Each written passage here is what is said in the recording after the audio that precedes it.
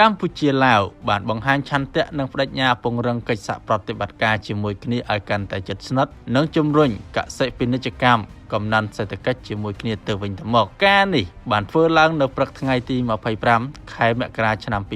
2026នេះឱកាសដែលលោកដិតឌីណារដ្ឋមន្ត្រីក្រសួងកសិកម្មរុក្ខាប្រមាញ់និងនេសាទបានអញ្ជើញជួបប្រជុំទ្វេភាគីនិងធ្វើជាសក្ខីភាពលើការចុះកិច្ចព្រមព្រៀងដឹកជញ្ជូនឆ្លងកាត់ទំនិញកសិផលជាមួយលោកបណ្ឌិតលឹមខាវដុងសាវ៉ាត់រដ្ឋមន្ត្រីក្រសួងកសិកម្មនិងបរិស្ថាននៃសាធារណរដ្ឋប្រជាធិបតេយ្យប្រជាមានិតឡាវនៅទីស្តីការក្រសួងកសិកម្មរុក្ខាប្រមាញ់និងនេសាទគ្នាឱកាសជំនួបលោករដ្ឋមន្ត្រីដិតឌីណាបានសម្ដែងការស្វាគមន៍និងក្តីសោមនស្សរីករាយក្នុងការពង្រឹងកិច្ចសហប្រតិបត្តិការរវាងប្រទេសទាំងពីរកម្ពុជាឡាវនិងបន្តជំរុញកសិពាណិជ្ជកម្មផលិតផលកសិកម្មទៅវិញទៅមកជាពិសេសការនាំចេញផលិតផលកសិកម្មកម្ពុជាទៅកាន់ទីផ្សារចិនដោយឆ្លងកាត់តាមប្រទេសឡាវជាមួយគ្នានោះដែរលោករដ្ឋមន្ត្រីបានវាយតម្លៃខ្ពស់នៅកិច្ចសហប្រតិបត្តិការតាមរយៈការចុះអនុស្សរណៈយោគយល់គ្នាកន្លងមកប្រកបដោយភាពប្រាកដនិយមនិងបរិសកម្មហើយការចុះកិច្ចព្រមព្រៀងនៅថ្ងៃនេះ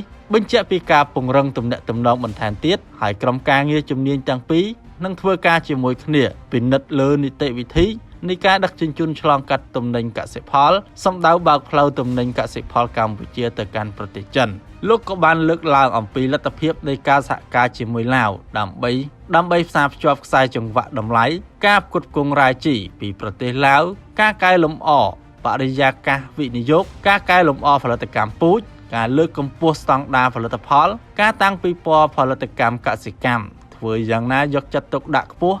លើស្តង់ដារគុណភាពសុវត្ថិភាពចំណាយថ្លៃដើមទាបនិងមានប្រសិទ្ធភាពសេដ្ឋកិច្ចជាពិសេសសហការគ្នារួមគ្នាលើការទប់ស្កាត់ភ្លើងឆេះព្រៃការអភិរក្សព្រៃឈើសត្វព្រៃជីវៈចម្រុះនិងធនធានធម្មជាតិក្នុងកិច្ចប្រជុំនោះប្រកបដោយផ្លែផ្កាដោយសមាភាគីទាំងពីរកម្ពុជាឡាវបានបង្ហាញឆន្ទៈនិងបដិញ្ញាចិត្តពង្រឹងកិច្ចសហប្រតិបត្តិការជាមួយគ្នាឲ្យកាន់តែជិតស្និទ្ធនិងរីកចម្រើនជំរុញកសិពាណិជ្ជកម្មកំណើនសេដ្ឋកិច្ចនិងផ្ដល់អត្ថប្រយោជន៍ជូនប្រជាជននៃប្រទេសទាំងពីរ